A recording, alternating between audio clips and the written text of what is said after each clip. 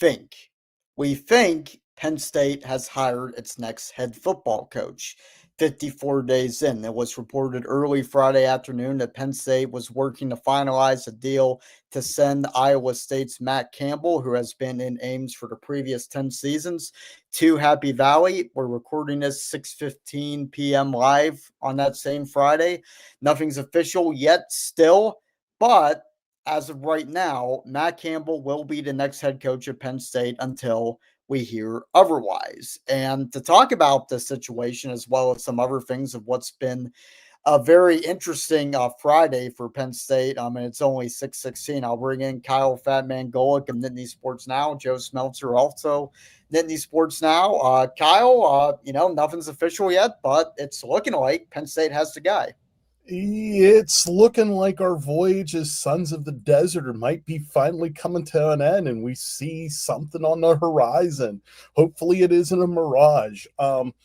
Matt Campbell, at this junction where we're at, of how this search has gone to end up with potentially Matt Campbell is about as good as Pat Kraft was going to do with his search. This is we have the proverbial lexicon that we analogize with baseball, whether it's, is this a home run hire? Is this, that, if this becomes official, Joe, in my mind, this is a solid extra base hit, at least a double, maybe even a triple. And look, your future isn't predicated on what happens at the beginning. I mean, a lot of people forget how much of a tire fire the USC coaching search was when they hired Pete Carroll. He wasn't necessarily the first, second, third, fourth, or fifth option.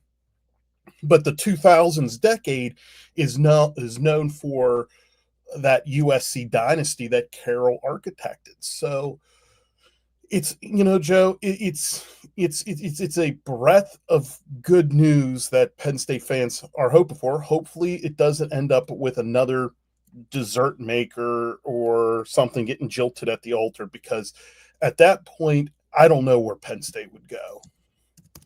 Yeah, I don't know either. If Matt Campbell somehow falls through, I don't know. Do you end up with Terry Smith? At this point, does Terry Smith not even want anything to do with it? Who knows? Hopefully, for Penn State's sake, nobody finds out. But this is a little different from the BYU situation. I think, Kyle, you just alluded to with earlier in the week. It looked like Kalani Sitake would be the next head coach at Penn State for a brief moment. That didn't end up happening. A big reason it didn't end up happening was because BYU banded together and convinced Sitake, who was already, I'm sure, very torn up about having to leave his alma mater in the state he's been in for 23 of his 25-year coaching career. They banded together. Eventually, BYU worked something out, and Penn State got left at the altar. I can't see something similar happening here. Crazier things have happened, but Iowa State, the financial situation there, at least from my understanding of it, isn't great. Iowa State just lost its executive director of the NIL collective, Brett Blum. That hurts. And since Matt Campbell, not that he isn't entrenched in Iowa State at this point, he is. He's been the head football coach there for 10 seasons. He's the greatest football coach that they've probably ever had, unless you want to count Pop Warner's time there. But, when you don't go to a school, it's a little easier to walk away just by default. And if Iowa State really is bleeding money the way it seems to be, I think it would be hard for Iowa State to make that last second ditch, like BYU did. Yeah, I mean, going back to your first point, unless our colleague over at Pittsburgh Sports Now, Mike Fukuvakan, goes with Johnny Majors, I mean, you're basically nail on the head with Matt Campbell. This is a guy that has been a major attraction and commodity both at the collegiate level and the NFL level. I think the Detroit Lions had pursued him, the New York Jets have pursued him, and various colleges have pursued him.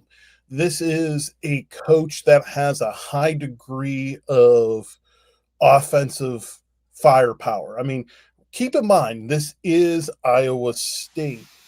I mean, remember, he was with those powerful Larry Kerrs.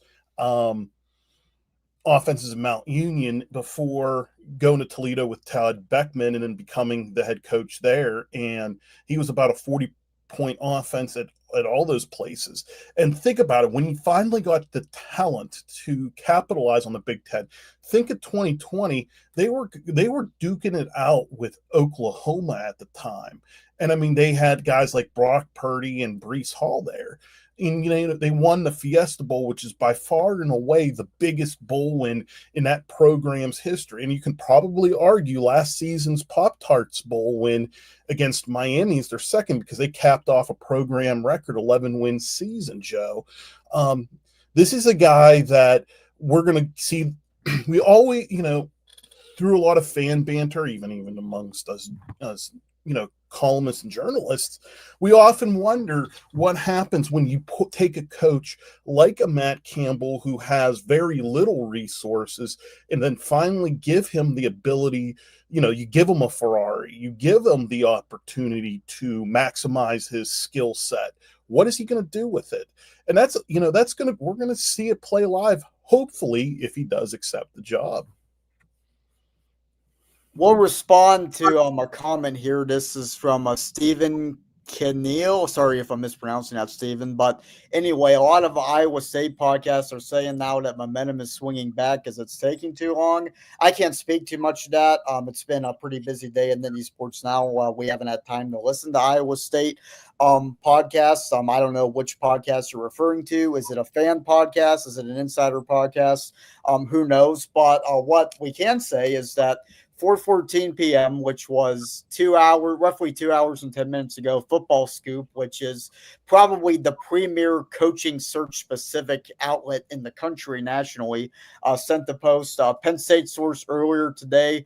Good chance we have our man. Penn State source just now. We have our man. So as of 2 hours ago, it was happening. Like we said, that could change. But as of right now, I'd say this is still looking pretty good. But to your point about Matt Campbell, it is interesting, Kyle, because this guy hasn't really been at a program of Penn State's ilk ever. He's coached at D1 programs. He's coached at Power 4 programs. But as far as being at, a Big 10 or SEC or even an upper Big 12 or ACC school, even as an assistant, it's never happened. All of his experience before Iowa State was either in the MAC or at the Division III level at Mount Union. Now, Mount Union, I think his time at Mount Union is important, Kyle, because, he won 2 national championships as a coach and 3 as a player. That's 5 national championships. Now, I know it's at the Division III level, but we can't dismiss that championship experience and being at the premier Division III program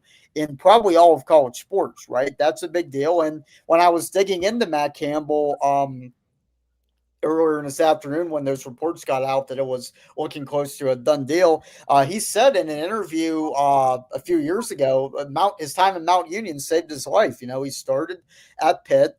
They had a tough year his freshman year. They went 2-10 under Walt Harris. He left there, went to Mount Union, and he really got a perspective on the differences between Division III and major D1 college football, and that's pretty humbling. So I think his time at Mount Union shaped him. It showed him how to win, and it really does make him a relatable figure in this world where college football is becoming more and more like professional football. And oh, by the way, Matt Campbell reportedly talked to 6 NFL teams for their head coaching positions in the same cycle. That doesn't mean he was offered by all 6, but this guy has been sought after for a long time.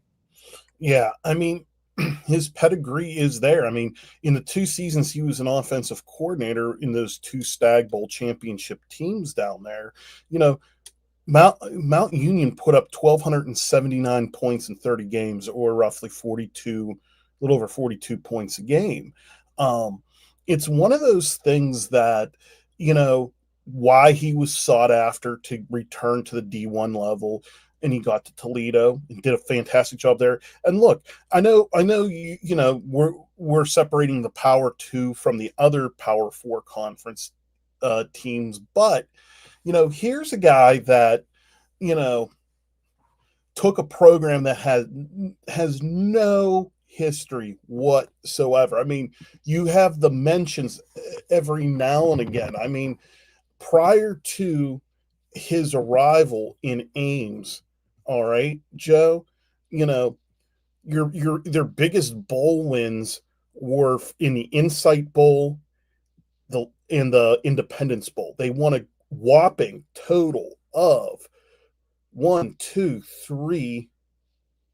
They've only won 3 bowl games in their history, and Campbell's responsible for the other ones in their history, and they're very big ones for that matter.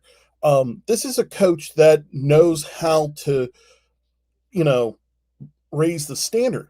If we remember the Kraft Manifesto, whenever he announced that the firing of James Franklin, that's kind of what he wants. He wants a raising of the standard.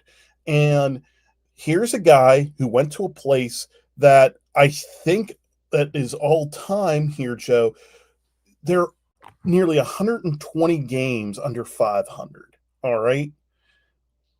That's impressive for what he's been able to do and be responsible for. I mean, he's responsible for nearly over a third of their bowl game appearances alone.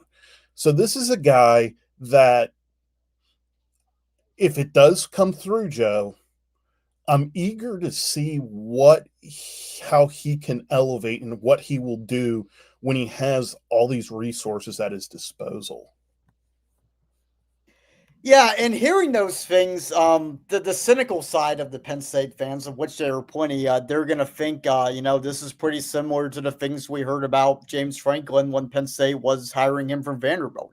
Vanderbilt was a historically awful program, as Iowa State was, and James Franklin made it a winner. But just because people have similar resumes, don't mean that doesn't mean that they're similar people. Everybody's different. There's, you have different personalities, different strengths, different weaknesses. So I don't think that alone means that, Campbell's going to be another James Franklin, because James Franklin, even when he was coaching Vanderbilt, was probably known as a recruiter, right? That was always, what James Franklin was known as. Matt Campbell hasn't really been known as a recruiter. He's been known as a guy that's going to get more with less, guys like David Montgomery, Brock Purdy. Correct me if I'm wrong. I don't think either of those guys or Brees Hall or any of those guys really sought after high school prospects. They, to an extent, I mean, I think they were all 2- and 3-star prospects that people. Yeah, but those are guys you would expect to be necessarily to become college football stars. And Brock Purdy still was a 7th-round draft pick, but Matt Campbell developed him into a very good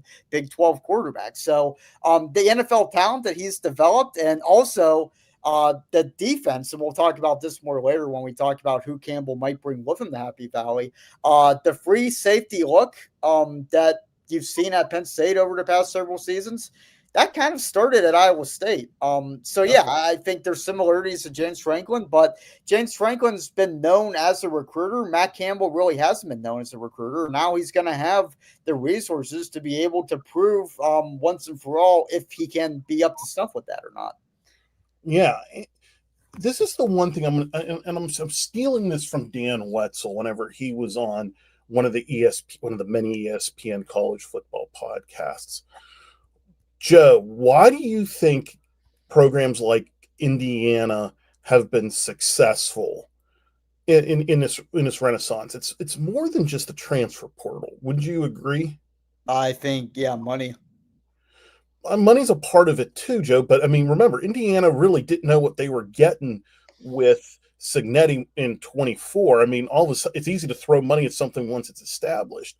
One of the things that, in my mind, Penn State did, if indeed Campbell does agree, I got to keep prefacing that if part, is James Franklin was an excellent recruiter. He was a great CEO of a program, but James wasn't the best game manager. I think that's a fair assessment. Agree, Joe? I think it's a nicer assessment than a lot of people would give to James Franklin. But yes, it is. Yeah, it's a fair assessment. Matt Campbell is like Cignetti in the aspect of he's a very elite scheme guy. And I think that's what Penn State needs nowadays. A lot of the losses that Penn State had, when you look at the big game losses that James had, it wasn't there were times that there was maybe a talent gap at certain positions, but more often than not, James Franklin coached Penn State out of those games. Matt Campbell, to keep for relevancy for Iowa State, had to coach and out scheme the opposition, had to deal with Texas, had to deal with Oklahoma, deal with the Mike Gundy Oklahoma State teams. All right. So getting a guy like that might be a great with the X's and O's is a welcome change. You could maybe even argue Terry Smith is a better game manager and better X's and O's than Franklin ever was. It's a really small sample size, but yeah, Terry did do some things that Franklin wasn't doing. That's pretty concrete. Yes. So, in my mind, what excites me with this potential hiring is you're getting someone in here that can maximize the talent given to them, because he had to at Iowa State. He had to at Toledo. I mean, he went 35-15 at Toledo. All right. That's not an easy league. Those that know the MAC, everyone likes to laugh at its MACtion, but that's a very competitive league. So to be that good over a 50 game sample size is very impressive. This is a guy that got a lot of his chops together down at that level. And I think he was involved with some of the Dave Clawson teams at Bowling Green and whatnot. I might be mistaken there. But at the end of the day, Penn State's not like when Penn State hired Franklin, it needed a CEO. It needed to re-image itself. It needed to do those things because of the events that happened prior. Penn State doesn't need that anymore. Penn State wants to win national championships. You don't need great marketing folks, great CEOs. You don't need that sort of thing. You need cold-blooded coaches that will out X and O the next guy and outwit them on the chessboard. That's where I think James Franklin's shelf life ended here, because the skills that Penn State needed, that Virginia Tech is enjoying right now, Penn State got past that. And they needed to get to a point where as a program, Penn State we want to compete with Ohio State. We want to beat the Michigans. We just saw Indiana leapfrog them. Michigan, to an extent, you and I both were at the 2023 game. There's no reason Penn State should have ever lost that game, to be honest with you. You're holding J.J. McCarthy to under 100 yards passing, I think, that day, and it's really a one-dimensional ground attack, and they're not really – it wasn't like the 2022 game where Penn State was getting bludgeoned. It was pretty equal. That's the type of games Penn State's looking to win.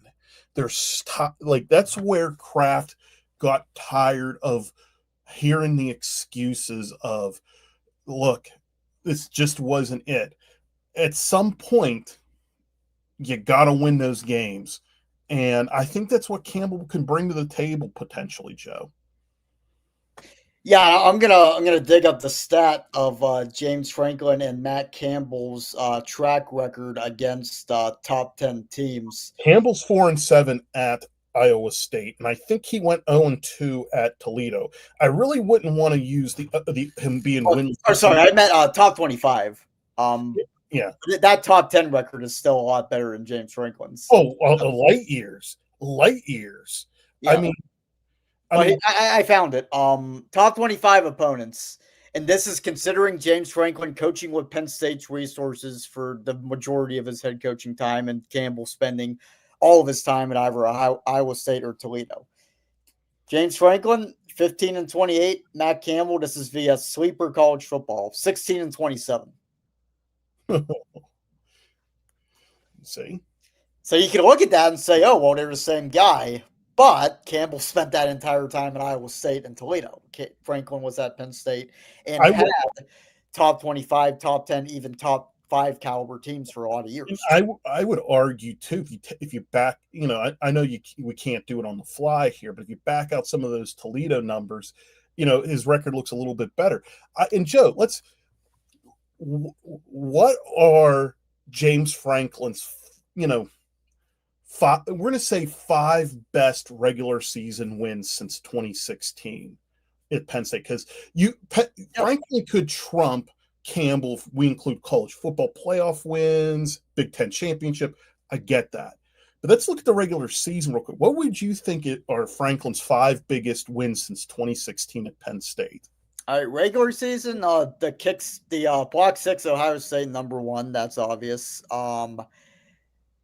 Number 2, I don't know about the order, but I'll name 5 of them. Yeah. I think USC 2024 was a huge one, because they don't go to the playoff without that game. I think Wisconsin at Camp Randall might be there, even though they ended up going 7-6 and it didn't age too well at the time. It was a big deal. I think Michigan 2019 was big, and then Michigan 2017. This is just off the top of my head. Those are the 5 I thought of first. So when you think of Matt Campbell here, he has multiple wins against Oklahoma, multiple wins against 10-win Oklahoma State, multiple wins against 10-win Kansas State, and I think has the 2017 win against TCU. That was an 11-win team that played for the Big 12 championship game. I mean, that's just within the Big 12 in the regular season. All right, Joe? I'm thinking just by, some of the things, because you mentioned the USC game and a couple other ones that are like, those are games that Penn State should have really win. I'm talking about 10, I think Campbell has more impressive big game wins over the decade since 2016 than James Franklin.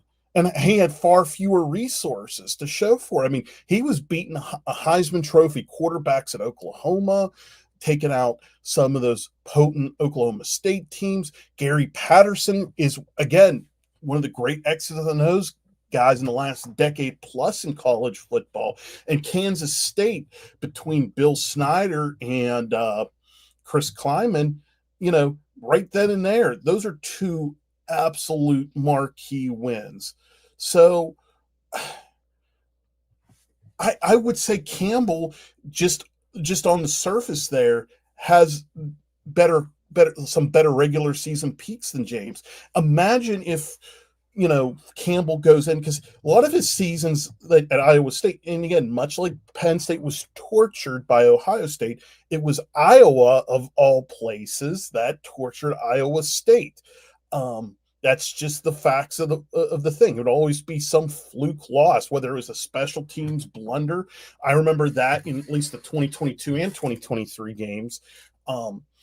But here's a guy, you give him the athletes Penn State has and how he's a great, schemer, he might have a few more major championships. The fact that he has a Fiesta Bowl win and has played in multiple Big 12 championship games with the meager resources that he has at Iowa State speaks volumes, Joe.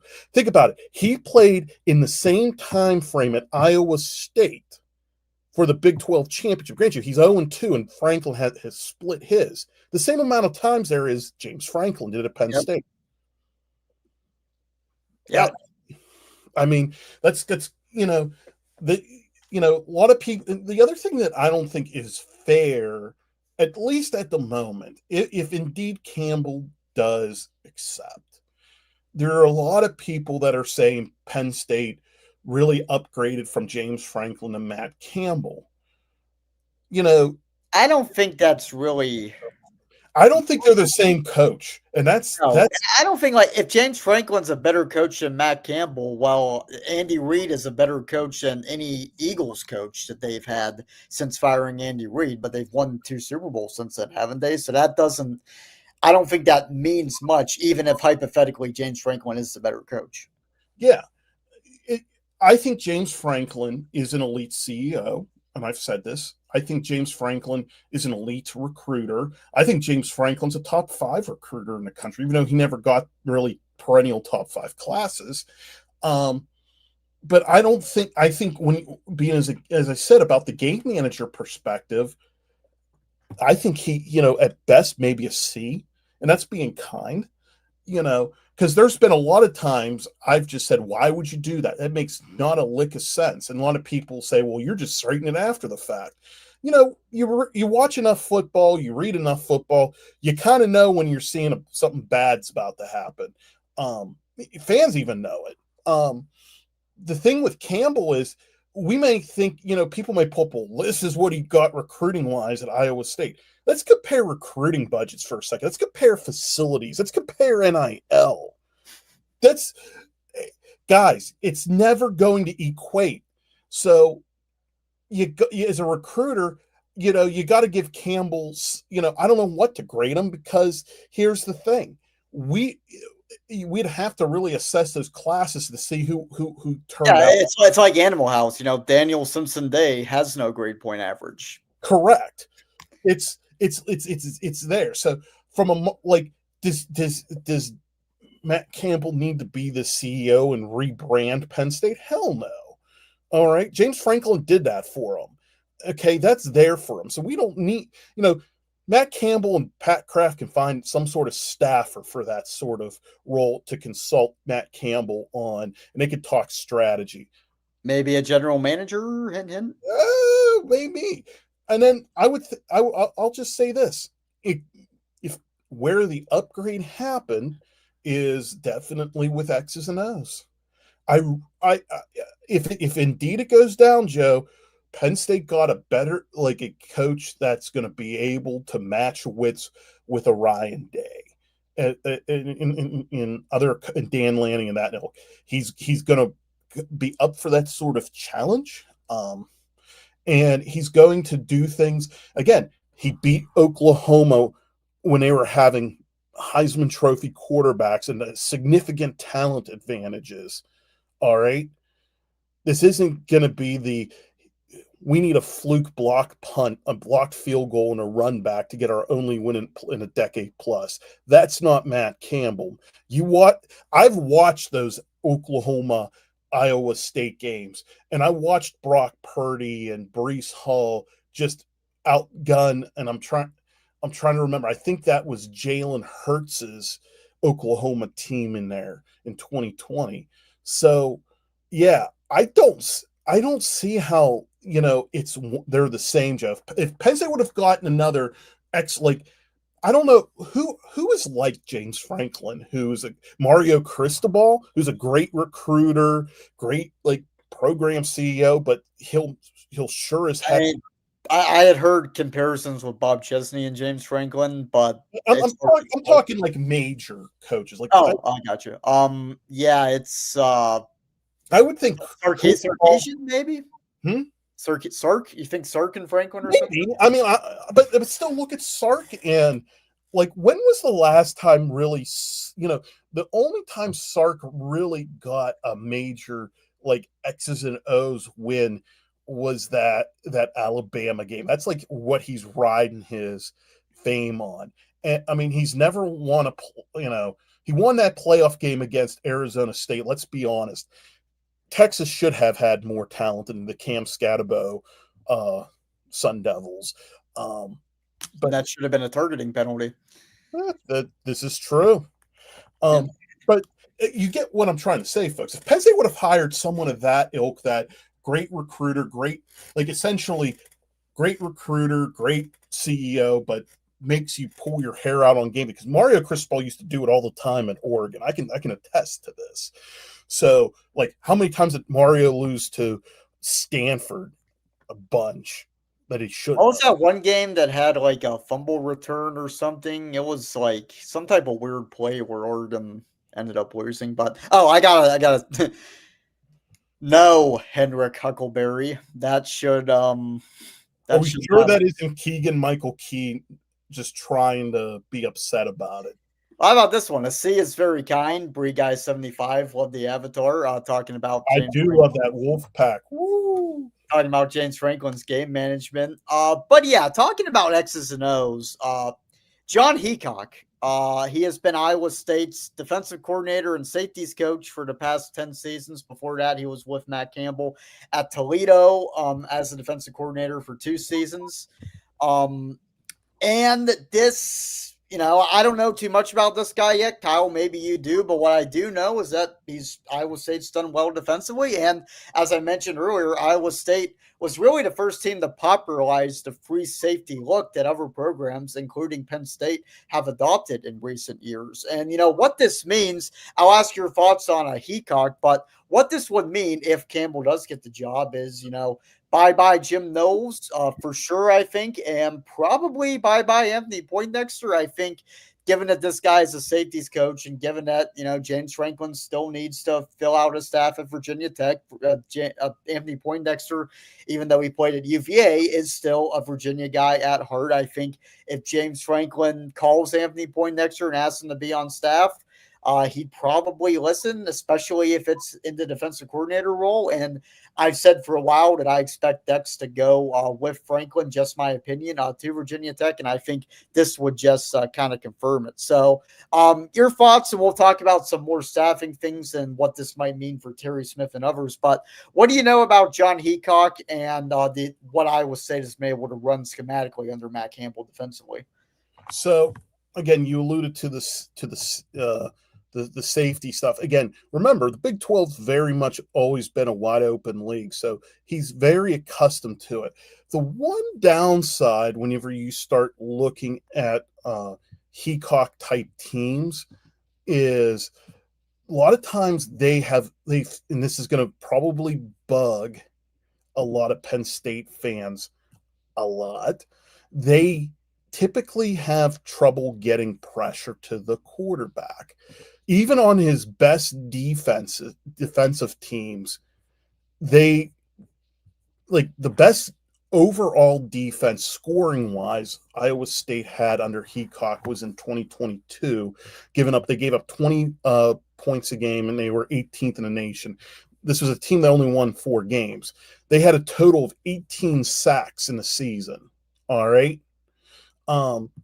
That's definitely not what Penn State's accustomed to. And that's going to be something, if Campbell's coming over, Penn State does not want to see another bend but don't break. I don't know what you call Jim Knowles' defense, to be honest with you, at times. Well, it became more like the Manny Diaz defense when Terry Smith took over.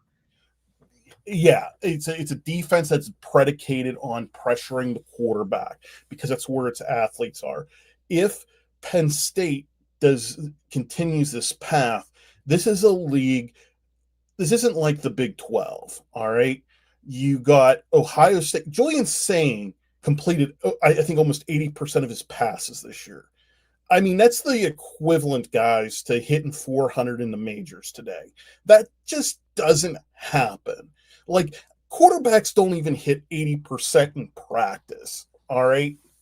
The fact that happened is nuts. Oregon's always going to have an elite quarterback. That's just what Lanning predicates, whether they go to the portal like they did with Gabriel and Nix, or they're going to bring in a high-end talent like they did with Dante Moore, again, another portal person. This is a team that's going to be quarterback-driven. Look at Indiana. Curtis Rourke is a transfer, and Fernando Mendoza this year, who's up for the Heisman Trophy. You got to get to the quarterback. You cannot pressure the receiver game because the quarterback will kill you. We had Mark Gronowski run for an 80-yard touchdown or whatever it was against AKA Iowa. the 90-year-old quarterback with a torn ACL. But you get what I'm trying to say here, Joe, is this is a defense that's void of pressure, and that's not what Penn State's used to. They're used to having, a very ferocious front that gets to the quarterback. And what Terry Smith has built in his time here is elite dynamic athletes in the secondary that's able to maintain coverage as the blitz sieges on this behind the offensive line and into the backfield. Yeah, so talking about Terry Smith's future, and we could talk about the players that Matt Campbell might bring with him to Iowa, but we got all December to do that. Terry Smith specifically, because it feels like at this point it feels like Thursday afternoon was a long time ago. But Tony Rojas was very vocal in his support of Terry Smith, indicating that 90% of the roster would lead the team. through the transfer portal if Terry Smith were not promoted to head coach. With this situation, and to credit John Sauber of the Center Daily Times and then the Dispatch he co-host with Audrey Snyder, he said that it might have been the night of the Nebraska game, actually, the post-game broadcast. Podcast. So what he thought would happen was that, Terry's win over Nebraska, the 409 pin, all the alumni support, the chants, all of that, pomp and circumstance, in addition to just being Nebraska, made it less likely for Terry Smith not only to be promoted to head coach, but it made it less likely that Terry Smith will be back at Penn State in any capacity in 2026. And it looks like that's kind of coming into fruition. And one thing that John Sauber said was that if you keep Terry Smith on and hire a new head coach, you get division within the team. I know there's going to be a lot of players leaving through the transfer portal without Terry Smith, but there's going to be some that stay. And with the ones that stay, it's going to be a very awkward, very tense situation. How would Terry Smith and Matt Campbell get along, being that Matt Campbell has the job that Terry wanted and felt he deserved? It could cause a lot of problems in the locker room. And I think all of that, to echo what John said back then, almost 2 weeks ago, all of that would make it less likely for Terry Smith to stay on. And I don't know if he's going to take the head coaching job at UConn or Memphis, it was reported that he's interested in that. But I just think, Kyle, that for Terry Smith to come back after all of this, it would just be it'd be a lot of things, but it would be odd. It would be uncomfortable. I think there's a lot of descriptions for it. And I think especially with the option of Terry Smith going with James Franklin, Navaw Tech, or even getting a head coaching job himself, I could be wrong. I just don't see it happening. It's all going to come down to, Joe, what Terry wants. Is Penn State what Terry wants? If that's the case, and he said he'd always accept a role, then can he live with that? And he has to answer that for himself. What does Penn State truly mean to Terry Smith? Is Terry Smith willing to be a game player? Is Terry Smith willing to do or say whatever it takes? That's up to Terry, okay? And I can understand all your points, all right? I really do. If Terry Smith can't live with that, then Terry Smith will not be here. Stop it. Sorry, I had to. I love it. Yeah, sure. Let's bring Deion Sanders to Happy Valley. We could then have Nick Saban and Deion Sanders Aflac commercials. More marketing for us. Maybe more Pat McAfee. That'll make our friend Mike Ostie over at West Virginia Sports Now jealous. But getting back to the thing, it goes back to what Terry wants. The big thing is, and I'll go on a little bit of a rant here. Frank Beamer left Virginia Tech, and I know we're bringing up Virginia Tech and people, it's a sore subject, but Bud Foster had to come to the realization that he wasn't going to be the head coach. And JC, I think it's Watts, who's their assistant coach down there, was a interim coach, and he had to live with it. We don't know. We don't know what Terry wants or what happiness Terry is. The thing that I think, if I was Terry Smith and I loved Penn State and I wanted to stay here, is you had the opportunity of a lifetime. You got to lead Penn State. There's nothing wrong with that. All right. The question now is, where does your ego lie? If Penn State means the world to you and you want to go through with this stuff, then you'll do whatever it takes. But if you don't want to be second fiddle at Penn State because you got a taste of what it is to be the head ball coach, look, best of luck. If it's option C, where he doesn't feel he feels a little betrayed by Penn State, he feels he's not ready to be a head coach and he doesn't really want that, I'm willing to bet James Franklin would welcome him to Blacksburg. Best of luck to him. He has the options. I would say, while I agree with what you and Sauber thought, kicking it back to you, Joe, Um, it's ultimately going to come down to what makes Terry Smith ultimately happy. You're muted, Joe. Sorry, nothing can go wrong if it's live. I did that on purpose. To explain this cup, Penn State, Wisconsin 2024 souvenir. That's all. But let's get to some comments. Well, to address the second part, no. The first part, all right. Penn State wanted to hire Kalen DeBoer. That's a What's your dude. point? Yeah. Oh, dude. It's not like we're hiring. Like here's the rub. Like, it's not like Joe and I are sitting there and talking to Matt Campbell and offering him millions of dollars. I know you're rhetorically wanting to say this to Penn State brass and whatnot. Fine. But what are we, how are we taking Matt Campbell for you? Like, please elaborate to me how Kyle Fatman Golik, who is currently doing this podcast from his home office and Joe from his home office, how are we in any way, shape, or form trying to take someone away from you that we have never met or talked to in person? Please elaborate. I would love to know. If you're mad at Penn State, we just cover it. I'm sorry. That's all we do. Kraftenstein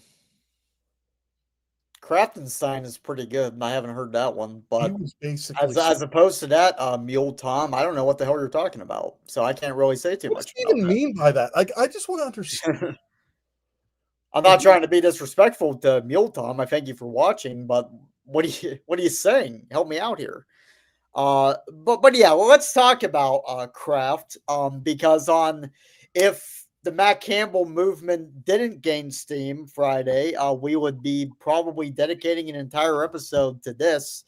Somebody who was in a Pat Kraft meeting with Penn State's players did something that not only was immoral, but literally illegal. It is against Pennsylvania state law to record somebody without their consent. He did that, and it got leaked out.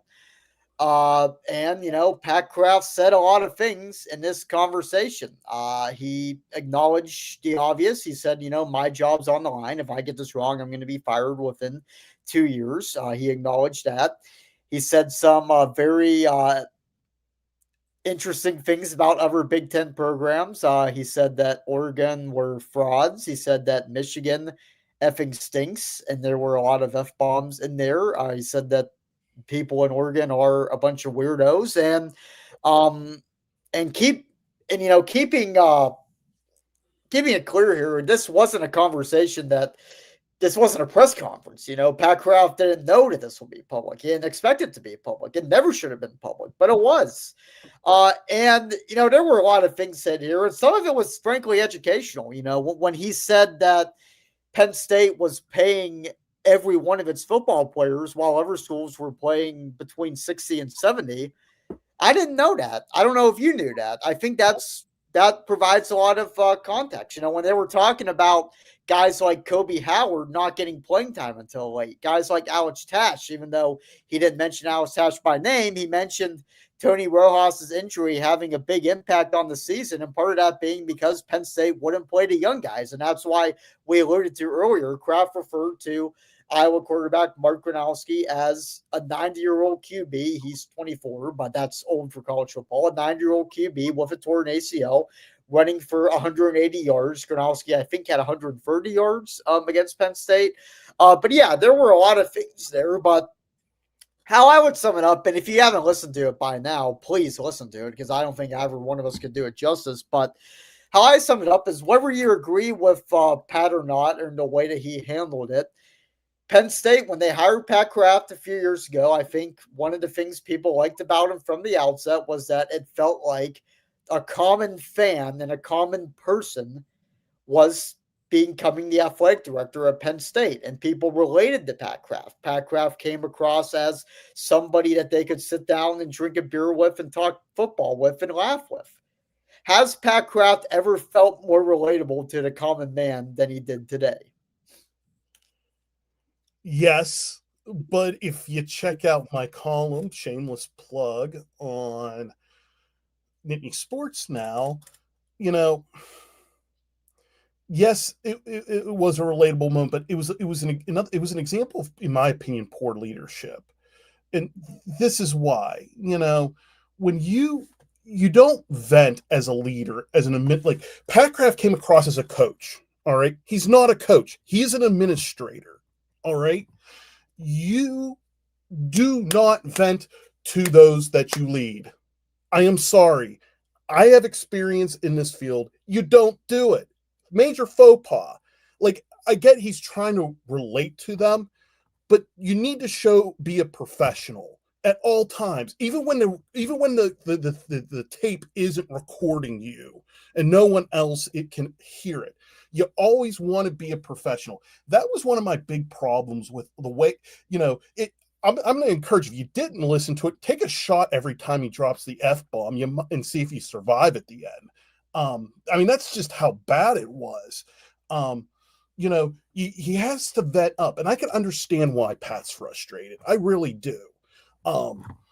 This whole search is been crazy in itself. It's gone upside down. Here's a guy that has done fantastic to upgrade facilities, care for athletes, making sure athletes have more modern amenities and other things. And he's watching, everything blow up in his face where his career can go down the toilet. He sounded like it in there. There was no need to disparage, in my opinion, Oregon the way he did. Look, I've covered things in Oregon. I love the state of Oregon. They're not weirdos, Pat. I will tell you that. You don't need to bring up the Michigan cheating. I get that you're trying to relate, but you know what? College is to prepare these athletes for life. Not everyone's going to be in the NFL. All right. So when they see essentially their leader come in and just go F-bomb crazy and just disparage everyone around them. All right, Joe, it doesn't prepare them for life.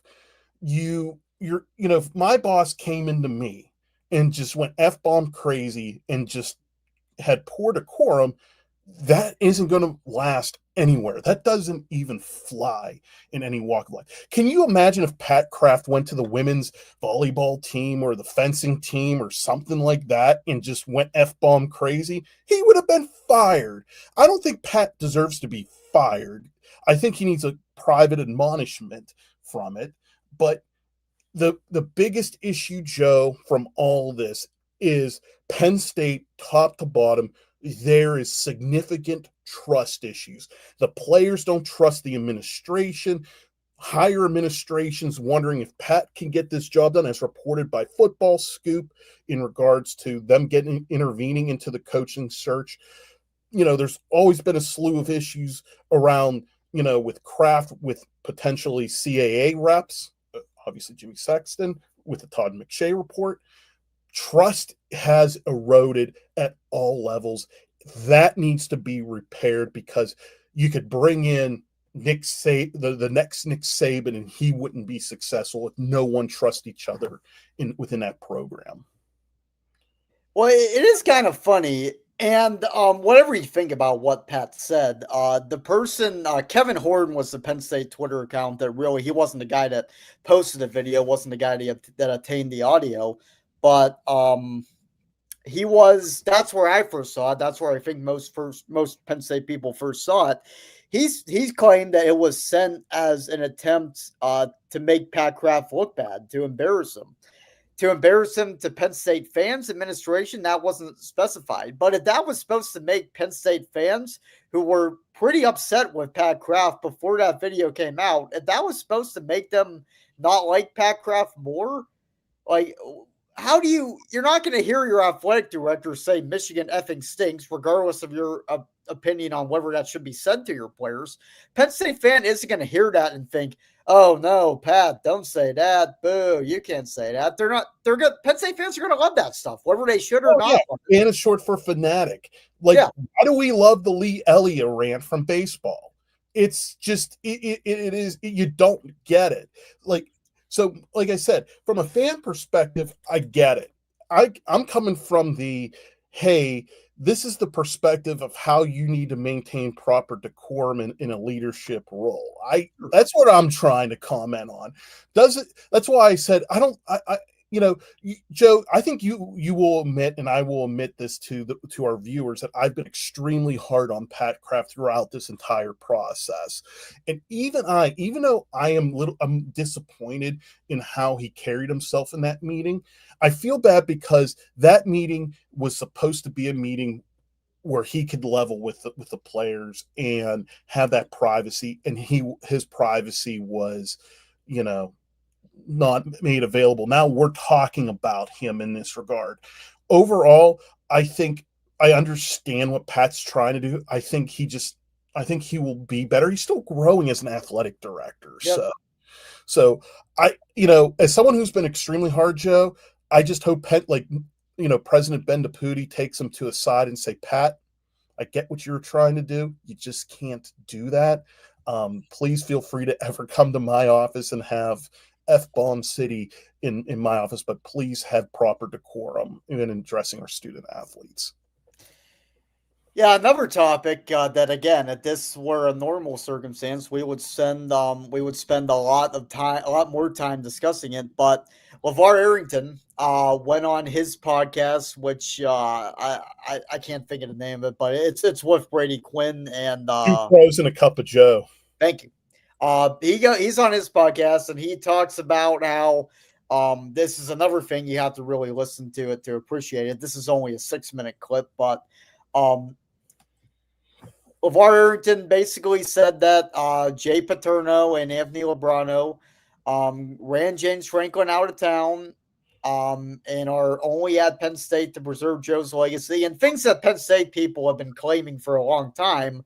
But he really went off here. And yeah, Kyle, I'll get your thoughts. But while I have great respect for LeVar in general and I respect what he's trying to say. And I'm sure there is at least some truth to what he's trying to say, but I don't know how much I can make of this without specific examples of Jay Paterno and Anthony Lebrano hurting Penn State football. I need a little more substance. Yeah, and that's where I think what really buries LeVar even more is the Pat Kraft tapes. We're going to affectionately call them, because let's be honest, we learned why Pat Kraft was emotionally fired up about getting rid of James Franklin, not winning the games that he was supposed to, not playing the right athletes, not being aggressive in the portal, getting the right athletes, and then, not putting Penn State in the best position to succeed. Okay. And losing 2 games as 20-plus point favorites. Yeah, that'll do it. And think about this, Joe. Because we have that, could have Jay Paterno and Anthony Lebrano in the past have been disparaging James Franklin? Absolutely. You could probably go back to when 2020 and 2021 was happening and Penn State was at 500 or just under it over those 2 years. And you could see why they probably were against Sandy Barber re-upping Franklin for those contracts. So when you have those sorts of things, I could see where LeVar's coming from, but he didn't, like you said, say, okay, we are not, here are the examples why. The one thing that I will say from LeVar is there is that Penn State segment that is Joe Paterno sympathizers. That does exist, and it is very real in nature. I saw it firsthand on my ex when I posted up the Terry Smith photo with the pin. I literally was getting comments for days of people fighting on there. It is a very real thing at the fan level. I can only imagine it's like that closer to the top.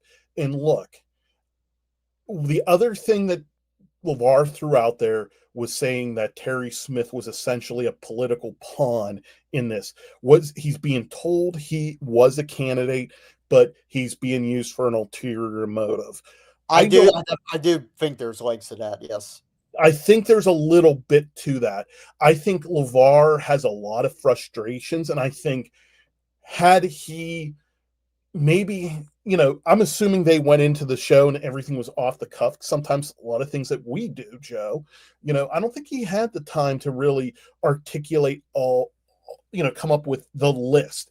But I would be intrigued if we could ever get LeVar Arrington on here to really talk about it. Because in my mind, this guy has always been close with Penn State.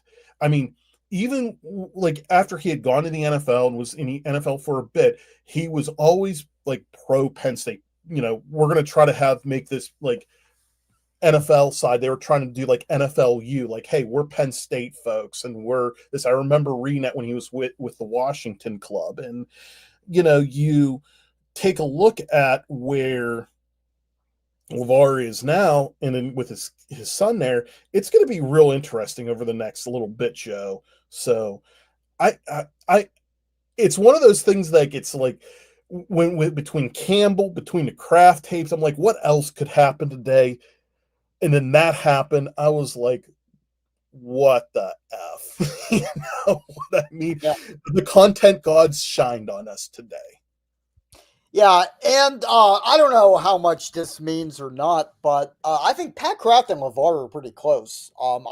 We covered Penn State, Indiana from the press box, and I was watching the game, but during dead periods of the game, I would look to the sideline, and I found Pat Kraft because this is my binoculars up in the press box. I found Kraft. This is right in the middle of the search. I thought it'd be interesting to watch what he was doing, who he was talking to. He talked to LeVar for pretty much an entire quarter. This is while the game was going on. So, yeah, I think those two talk a lot. I'm sure LeVar has his obviously being a letterman and a legend at Penn State, and his son now being with the program and burning a red shirt. Shout out to LeVar the second. But yeah, I think LeVar is very plugged in, and he definitely knows some things, but specifically how much are Jay Paterno and Anthony Lebrano hurting the program?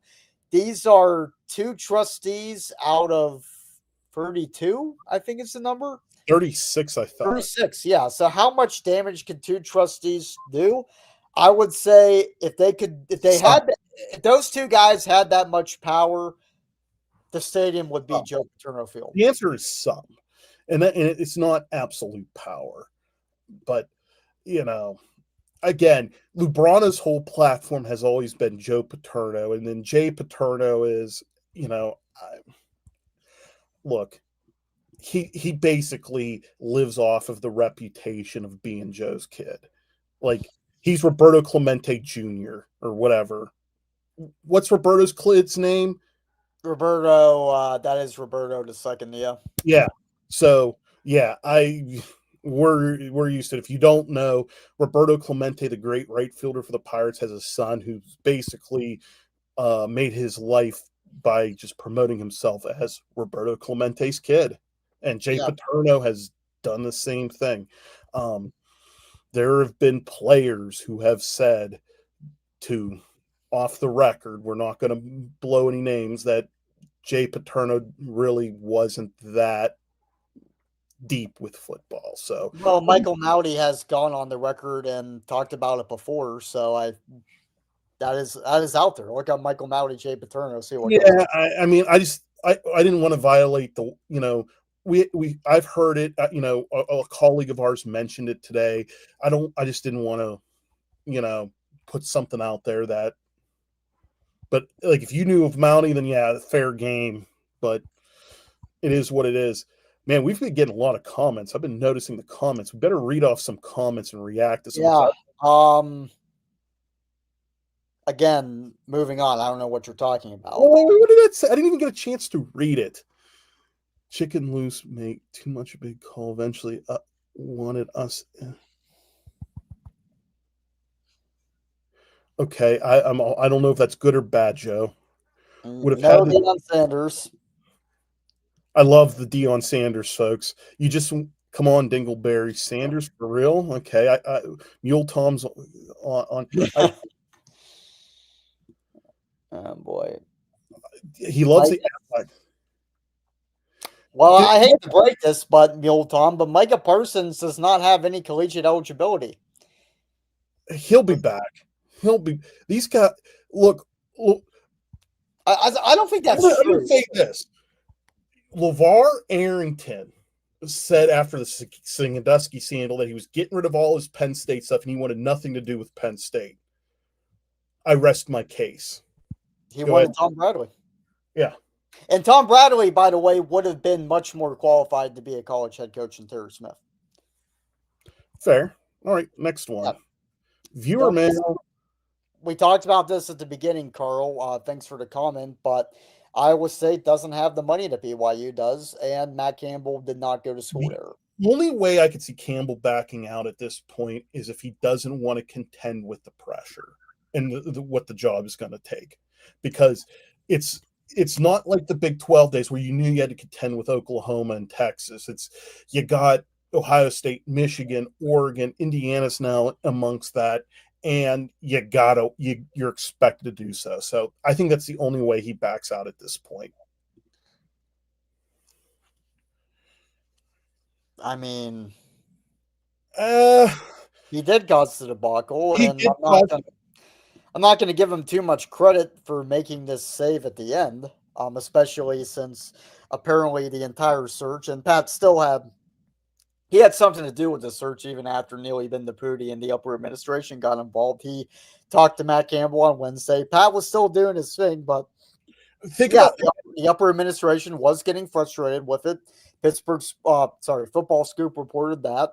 And yeah, it was a mess. No matter how it ends, this was a mess. But I don't think it's at the point where he should fire. I hate to bring up if you guys watch our Andy Bitter interview, Virginia Tech did the same thing. Whit Babcock bombed 2 or 3 searches himself, and they had to do a committee. But Whit Babcock was still an integral part for them landing James Franklin. So, what I'm trying to say is, even though Pat may have bombed the early part of this, in the middle part, he still played a role with it, kind of what Joe's saying. It's one of those things that if it turns out all right, a lot will be forgiven, but if not, he's on the short, he's very much on a short leash. Yes, it is. And I'm glad you mentioned that up, HVAC. Campbell's buyout is only $2 million, and that's pretty good for Penn State, right? Between James Franklin and Matt Campbell only having to pay $11 million. They were willing to pay 50. They were willing to pay over $50 million in buyouts. So, wanting the contract extension to before. Okay, this is referencing James Franklin going behind Pat Kraft's back when turned down for a contract extension. Pat Kraft finding out about it and that causing a mess. Yeah, that has been reported in Penn State circles, and there are that happened. I think we can safely say that happened. I think we can say that happened. I mean, what went beyond that, we don't know because obviously that hasn't been reported, but I think that was fair. And my only thing to that is when you look at when Franklin signed his contract to where he was at now, when he entering this year, he was outperforming his peer group. So I can understand why James was going to that. Yeah. Is this official? Not yet. We'll see when it becomes official. True. I don't know what that's in response to. Probably to the one person. All right. Franklin building a monster at VT. We could talk about that later. We're getting near the end. Yeah, that's one of those things like 5 years from now we can look back on and see if it is. If it's true, if he has Virginia Tech back to where they were in the late 90s and early 2000s and Penn State's struggling, then that's a fair point. But very well could be that there could be 2 monsters in the East, and it's Penn State and Virginia Tech duking it out for the athletes in the DMV and the Mid-Atlantic. Yeah, so let's wrap this up, Kyle. We've done pretty well. This is our highest viewed live show ever by far, and we thank everybody. Let's wrap this up by giving our grade of this hire if it becomes official. This is a good balance because you don't grade on a curve. I do. I think on a curve, This is an A, if not an A plus. I think for where Penn State was, for how many options had turned them down, either outright turned them down or signed extensions. I think all things considered, getting a guy like Matt Campbell, who would have been qualified from the beginning, that's pretty close to a home run on a curve. So curving it, I'll give it an A. Without a curve, what do you give it? So I do not grade on a curve. This is a solid B. I agree. You got to coach. Matt Campbell's a 3-time recipient of the Big 12 Coach of the Year award. That you don't get that by being mediocre. You've done good things, and when you consider the resources and all the above, that's there. The reason this doesn't get an A for me, Joe, is to me an A is Penn State finding that established coach that's won major games. And I think Campbell has to an extent, but it's not like that A range where it's like, oh, he has like a 500 record against top 10 opponents. He has Big 12 championships. He has, multiple major bowl wins. You know what I mean? You got some of those things. So because you have some of those things, I'm going to give it a B, but it's one of those things that can I feel his talent can become an A higher if he is as good as I think he is. Yeah, well, we shall see if Matt Campbell is as good as we think he is. Well, first we got to see if he's coming to Penn State because not official yet as of 7:22 on a Friday, but still all signs are pointing that this is going to happen. It's just a matter of when.